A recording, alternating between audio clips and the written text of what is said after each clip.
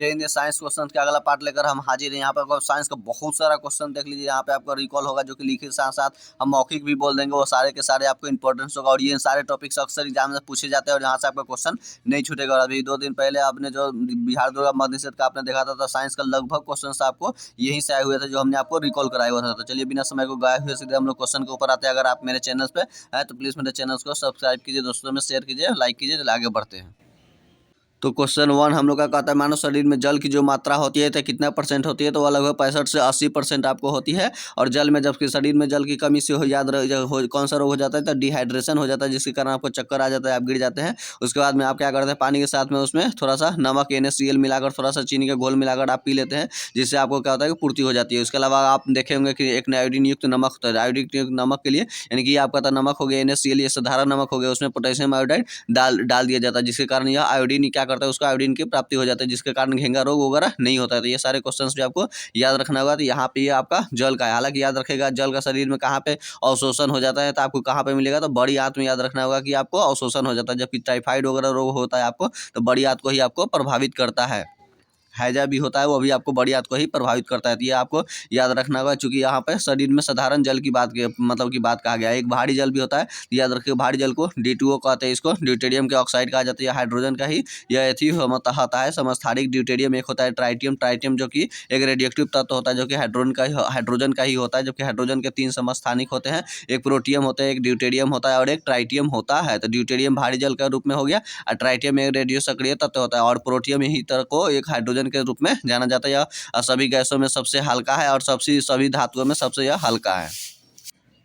हालांकि जल का अगर बात करेंगे तो याद रखिएगा 2.5% ही जल हमारा पीने योग्य होता है और पृथ्वी पर लगभग 71% जल ही उपस्थित है भूमंडल पर। यानी कि याद रखना होगा कि नंबर 3 यही रहता है जल के। अगर 2.5% में से अब याद रखना होगा कि 1% हमारा बर्फ के रूप में है, यानी कि हिमखंड के रूप में जमा हुआ है। अगर इसे जीके से जोड़ के देखेंगे अगर जल के बारे में, यानी कि जो भूमि के अंदर जो जल हमें उपस्थित मिलती है, जिसके द्वारा हम लोग चापाकल या स्टेट बोर्डिंग के द्वारा बाहर निकालते हैं, तो याद रखो उसे वाटर बॉडीज कहा जाता है, जहाँ जहाँ जल की मिलती है। तो वाटर बॉडीज सबसे अधिक अगर बात करेगा तो याद रखेगा कि आपको पश्चिम बंगाल में आपको सबसे ज़्यादा वाटर बॉडी वहाँ पे मिलने को मिलेगा। सबसे कम कहाँ पे है आपको? तो सिक्किम में सबसे कम वाटर बॉडी की संख्या है।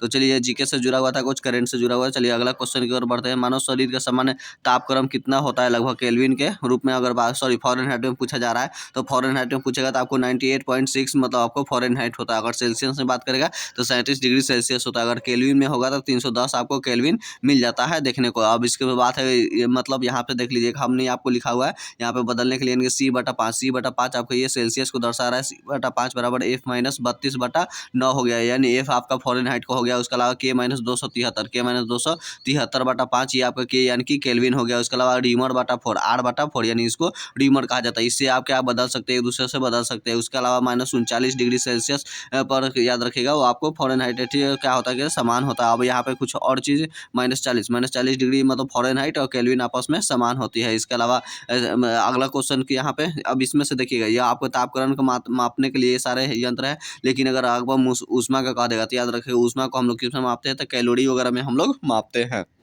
हमारे शरीर वगैरह का ऊर्जा के रूप में आपको याद रखना होगा, तो वह ऊष्मा ही मापते हैं, यानी कि भोजन से हमें कितना कैलोरी प्राप्त होता है। जैसे कि 2400 कैलोरी बताया गया कि ग्रामीण क्षेत्र में कोई ग्रहण करता है तो वह व्यक्ति गरीब नहीं है। शहरी क्षेत्रों में आपको 2100 कैलोरी वह ऊर्जा ग्रहण करता है तो वह गरीब नहीं है। तो ये गरीबी रेखा का निर्धारण कैलोरी के आधार पर शरीर से किया गया था। ये सारे क्वेश्चन आपके अक्सर एग्जाम में बनते ही रहते हैं एक दूसरे से कन्वर्ट करने के लिए। तो चलिए अगला क्वेश्चन की ओर बढ़ते हैं। मानव शरीर में आहार भोजन का पाचन कहाँ पे हो जाता है? तो याद रखिएगा जो भोजन का मुख्यतः पाचन कहाँ पे होता है, तो याद रखिए यहाँ पे आपको कौन सा होता है? तो छोटी आंत में हो जाता है। तो छोटी आंत में पूर्ण रूप से पाचन हो जाता है। लेकिन जबकि वही मतलब उसके अलावा मतलब पानी का अवशोषण कहाँ पे होता है? तो आपको बड़ी आंत में होता है। और याद रखिएगा इसके अलावा यहाँ पे उदर है, उदर को ही हम लोग पेट कहते हैं, पेट को ही यानी कि अमाशय स्टोमेमेज कहते हैं। और इसमें खाना पचाने के लिए इसमें से आपको हाइड्रोक्लोरिक अम्ल निकलता है, यानी कि HCl निकलता है। इसके अलावा यहाँ से प्रोटीन को पचाने के लिए आपको पेप्सिन निकलता है, जो मतलब वो प्रोटीन को पॉलीपेप्टाइड्स में बदल देता है। इसके अलावा आपको रेनिन भी निकलता है, रेनिन निकलता है या दूध के मतलब ऐसे आए हुए हुए जो केसिन होता है कैल्शियम पैराकेसिनेट में बदलकर उसको इसमें विटामिन ए में बदल देता है, यानी कि ये आपको अमाशय वगैरह से ये सबसे मिलता है। इसके अलावा अगर यहाँ पे अगर बात करेंगे छोटी आंत में भी, तो छोटी आंत में आपको याद रखना होगा इरेप्सिन निकलता है, जो कि यहाँ पे आपको प्रोटीन का पाचन होता है, यानी कि अंतिम रूप से प्रोटीन का आपको पाचन छोटी आंत में ही होता है। और पानी का अवशोषण आपको बड़ी आंत का याद रखना होगा। और यहाँ पे कुछ क्वेश्चन है जैसे कि आपको लीवर में, तो लीवर का अध्ययन याद रखिए हिपैटोलॉजी कहलाता है, और सबसे बड़ा या मतलब सबसे बड़ा ग्रंथि है। और अभी सबसे बड़ा ग्रंथि कौन सा ग्रंथि है, तो बाह्य स्रावी ग्रंथि है, यानी कि बाह्य स्रावी ग्रंथि है। जबकि अंतःस्रावी ग्रंथि सबसे बड़ा पूछेगा तो याद रखिए गर्दन के पास होता है, यानी कि उसको थायराइड ग्रंथि कहते हैं, और सबसे बड़ा अंतःस्रावी ग्रंथि होता है। अब बात करते हैं तो सबसे छोटा सा मतलब ये सबसे छोटा सा ग्रंथि कौन होता है, तो याद रखिएगा उसको हम लोग क्या कहते हैं, मास्टर ग्रंथि या कहते हैं, या फिर उसको मतलब पीयूष ग्रंथि या पिट्यूटरी ग्रंथि कहते हैं। उसका वजन मतलब 0.08 ग्राम होता है, यानी कि 0.8 ग्राम उसका वजन होता है। इससे भी छोटा छोटा अगर याद रखना होगा तो याद रखिएगा वह होता है पीनियल ग्रंथि होता है, जो कि मस्तिष्क के बीच में होता है लगभग, और उसका वजन 0.1 ग्राम होता है, यानी कि 0.1 ग्राम होता है पीनियल ग्रंथि का। हालांकि ये परंपरागत या पीनियल ग्रंथि नहीं पूछता है आपको, पिट्यूटरी ग्रंथि यानी कि मास्टर ग्रंथि ही आपको पूछा जाता है बार बार क्वेश्चन से। अब यहाँ पे पीनियल ग्रंथि, तो पीनियल ग्रंथि से याद रखना होगा कि एक मेलाटोनिन हार्मोन निकलता है। कौन सा निकलता है, तो मेलाटोनिन हार्मोन निकलता है, जो कि आपको क्या करता है, नींद के लिए उत्तरदायी होता है, यानी कि नींद आपको दिलाने में यही मेलाटोनिन हार्मोन ही होता है। ये सारे क्वेश्चंस आपको यहाँ से याद रखना। हमने आपको बता दिया कि बड़ी ग्रंथि आपका लीवर हो गया, और सबसे छोटी ग्रंथि में आपको पीनियल ग्रंथि, अब मास्टर ग्रंथि वो पूछेगा, या तो उससे भी पूछेगा तो पीनियल हो जाएगा। और याद रखिए यहाँ पे यह लीवर में है, याद रखिएगा लीवर में आपको हिपैरिन, फाइब्रिनोजन वगैरह प्रोटीन का भी निर्माण होता है। बच्चा के जब जन्म के समय में उसको क्या होता है कि हड्डी वगैरह यानी कि अस्थि मज्जा विकसित नहीं हुआ रहता है, तो उस समय उसका ब्लड का यानी कि आरबीसी का निर्माण कहाँ पे होता है आपको, तो लीवर में ही होता है। और किसी व्यक्ति को मरा हुआ जहर खा कर मरा हुआ व्यक्ति को मतलब लीवर से ही उसका जांच की जाती है, उससे पता चल जाता है। बहुत सारे रोग वगैरह में भी लीवर का जांच किया जाता है, जिसकी वजह से रोग का यहाँ से पता चल जाता है। तो इसे यार, और लीवर याद रखिएगा इसमें जब आता है जाता है ग्लूकोज या किस रूप में रखता है, तो ग्लाइकोजन के रूप में मतलब उसको संजो करके रखता है ये लीवर। उसके बाद जैसे जैसे उसका और ग्लूकोज की आवश्यकता होती है, ये ग्लाइकोजन वापस से फिर से ग्लूकोज में वगैरह टूटने लगता है। वो अभी तोड़ने का कार्य कौन करता है, तो याद रखिएगा अल्फा से जो ग्लूकागोन निकलती है, जो कि अग्नाशय से, वही उसको तोड़ने का कार्य करती है। तो ये सारे क्वेश्चंस आपको इसमें ऐसे हमने रिकॉल करा दिया। हालांकि ये देखिए आपको उधर HCl अम्ल ये हाल फिलहाल ये अभी दरोगा के मद निषेध में ये क्वेश्चन पे आपको डायरेक्ट आया हुआ था। तो चलिए आगे अगला क्वेश्चन की ओर बढ़ते हैं।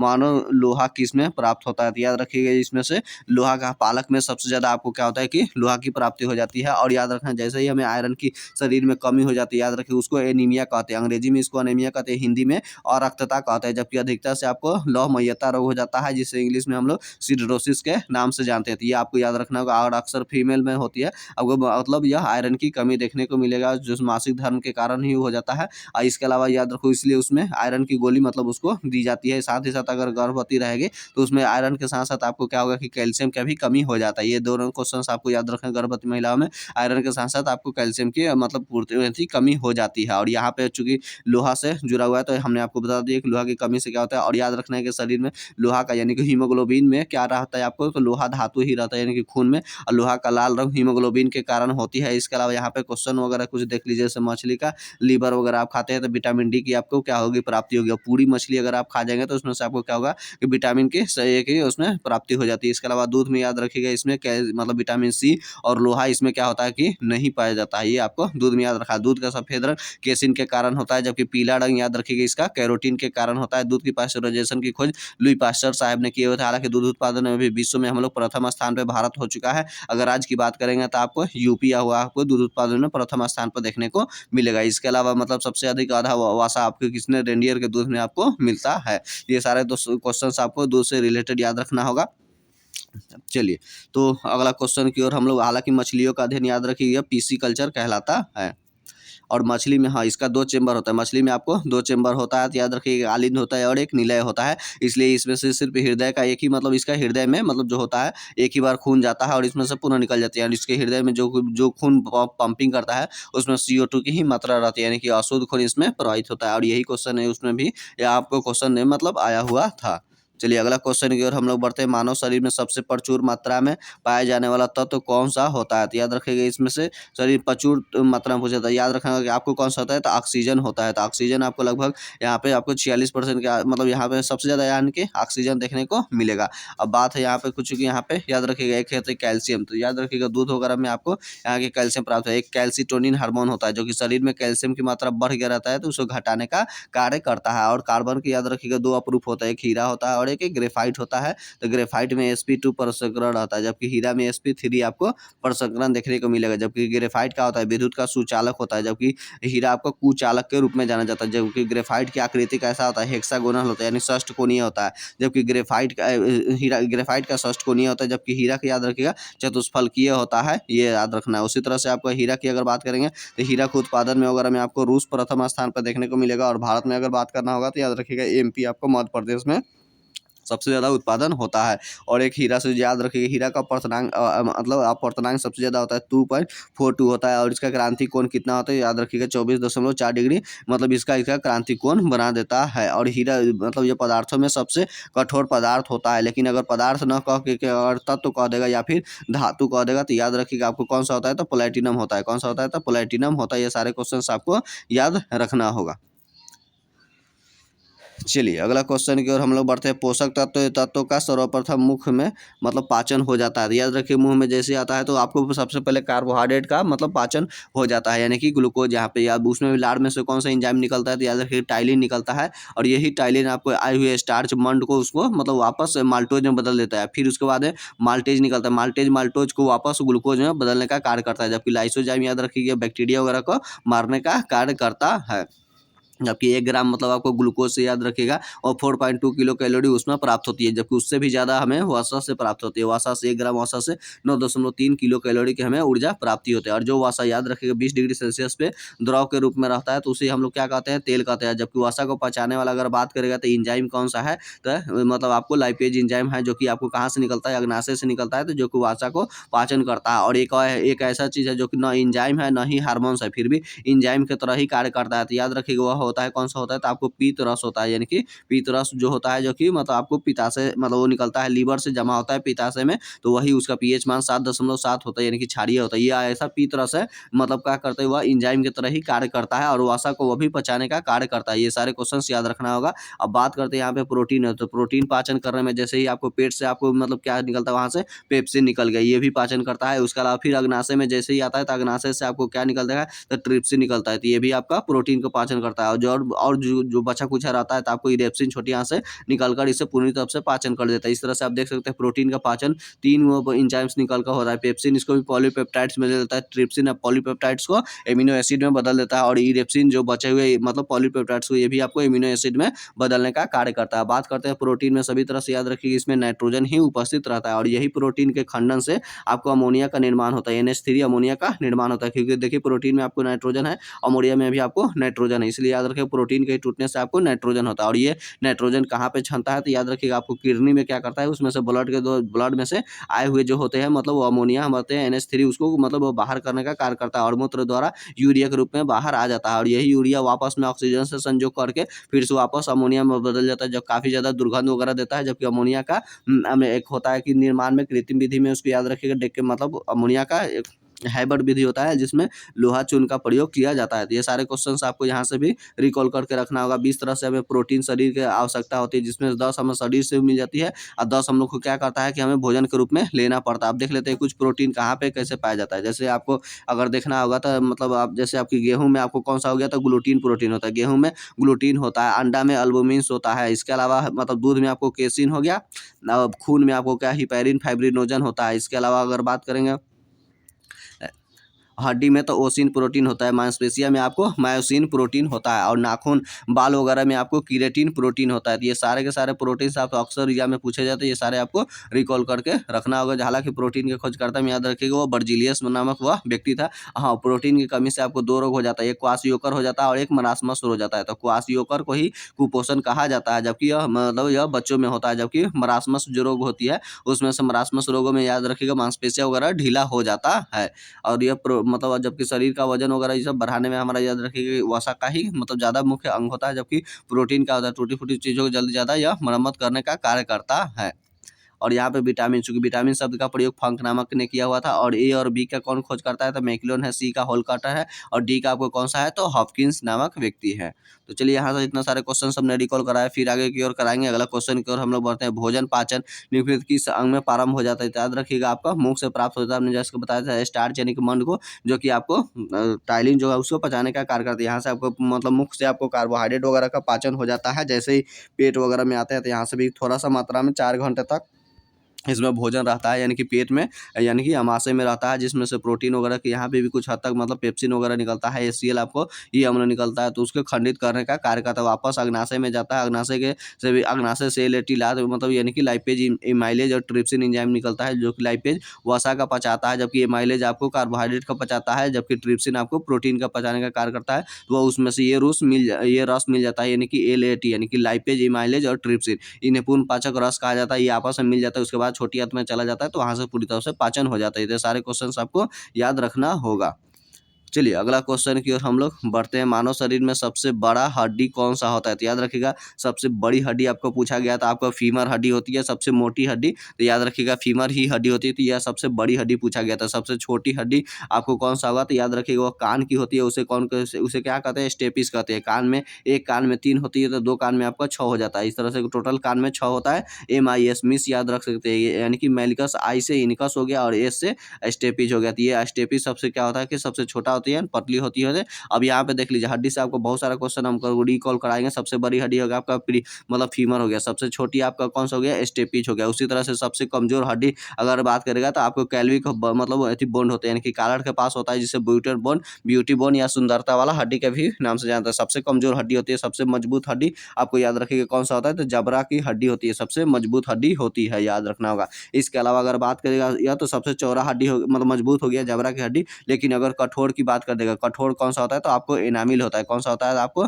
एनामिल होता है। एनामिल होती है यानी कि दांत का जो ऊपर वाला भाग जो आपका चमकता है वही आपका एनामिल होता है, और यही आपका किसका बना होता है? तो कैल्शियम कार्बोनेट का बना होता है, यानी कि CO3 होता है। यानी कि ये आपका ये दांत का ऊपर वाला हो गया, जबकि ये अंदर वाला भाग है उसका कैल्शियम फास्फेट का बना हुआ होता है। कैल्शियम फास्फेट जो थोड़ा सा कमजोर होता है, यानी कि CA3PO4 यही आपका कैल्शियम फास्फेट होता है, जो कि हड्डी और दांतों में पाया जाता है। यही ऊपर वाला भाग आपका ये चमकीला होता है, जिसके कारण यह मजबूत होता है, यानी सबसे कठोर होता है। तो कठोर में आपको कैल्शियम कार्बोनेट यही आपका एनामिल होता है। ये सारे क्वेश्चन याद रखना का। और एक चौड़ा और आपका छूट रहा है, यानी कि चौड़ी हड्डी। चौड़ी हड्डी में अगर बात करेगा तो आपको कमर के नीचे वाला होता है, यानी कि पेल्विक हड्डी होता है, वो आपको मतलब सबसे क्या होता है? वह चौड़ी हड्डी के रूप में उसको जाना जाता है। बाकी हड्डियों में हमने आपको बता दिया कैल्शियम और फास्फोरस होता है, जो कि कैल्शियम फास्फेट के रूप में रहता है। उसका फार्मूला में हमने आपको लिखा दिया, ट्राई कैल्शियम फास्फेट के नाम से जाना जाता है। उसके अलावा आप बात कर लेते हैं चूंकि हड्डी वगैरह में, तो याद रखिएगा मतलब वह शिशु अवस्था में वह कितना उसमें से रहता है? 300 हड्डियाँ उसके शरीर में रहती है। लेकिन जैसे उसका जन्म होता है तो उसके बाद बाल्य अवस्था में उसको 208 हड्डी हो जाती है शरीर में,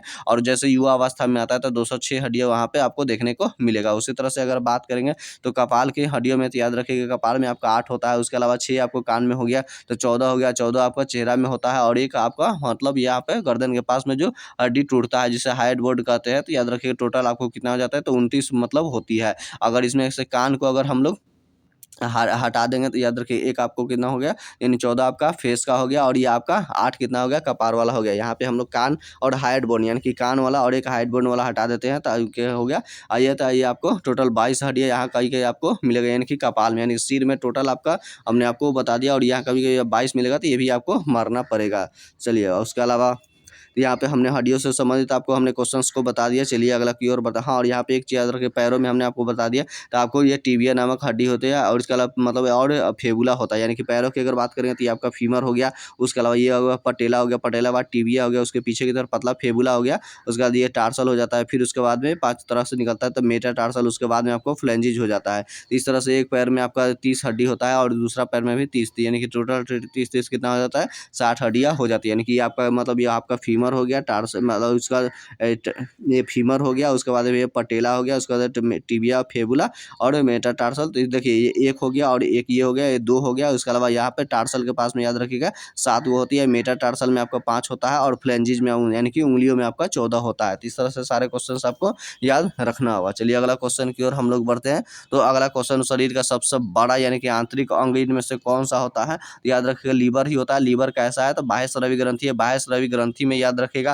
क्या मतलब स्रावित होता है, तो आपको एंजाइम स्रावित होते हैं। क्या होता है कि एंजाइम होता है। जबकि अंतःस्रावी ग्रंथि की बात करेगा तो उसमें से याद रखिएगा हार्मोन क्या होता है कि हार्मोन स्रावित होता है। इसके अलावा और भी पहचान है कि बाह्य स्रावी ग्रंथि में क्या होता है कि नलिका पाया जाता है, यानी कि नलिका पाई जाती है। जबकि अंतःस्रावी ग्रंथि में यानी कि हार्मोन वगैरह जो स्रावित होता है वो अंतःस्रावी उसमें नलिका नहीं पाई जाती, उसमें खून मतलब ब्लड के साथ में ये हार्मोन का क्या होता है कि उसमें से प्रवाह वगैरह होते रहता है। तो ये सारे क्वेश्चन यहाँ से आपको याद रखना होगा। हालांकि हमने लीवर वगैरह बता दिया था, याद रखिएगा।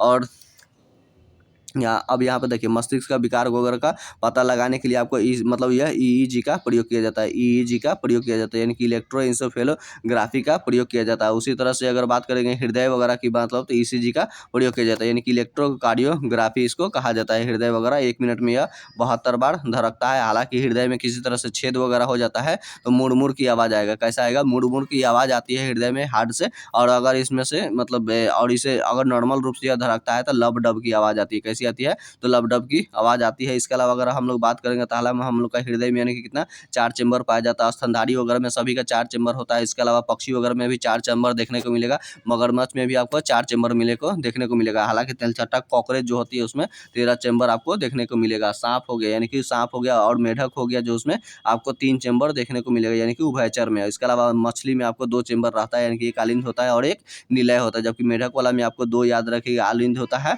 और एक एक आलिंद होता है और 2 इसके निलय होते हैं मेढक को, यानी कि उभयचर वाला में। और यहाँ पे याद रखिएगा जो होती है किडनी का इकाई मतलब याद कौन सा होता है? तो नेफ्रॉन होता है। उसी तरह तंत्रिका तंत्र का याद रखना का। ये वीडियो काफ़ी बड़ा जा रहा है, इसका नेक्स्ट अगला पार्ट हम लेकर आएंगे तो जल्द ही। अगर आप मेरे चैनल पे नए थे, अगर आपको अच्छा लगा ये सारे इतना सारे रिकॉल हुए हैं तो प्लीज़ मेरे चैनल को सब्सक्राइब कीजिए, लाइक कीजिए, दोस्तों शेयर कीजिए। मिलते हैं नेक्स्ट वीडियो के साथ। जय हिंद।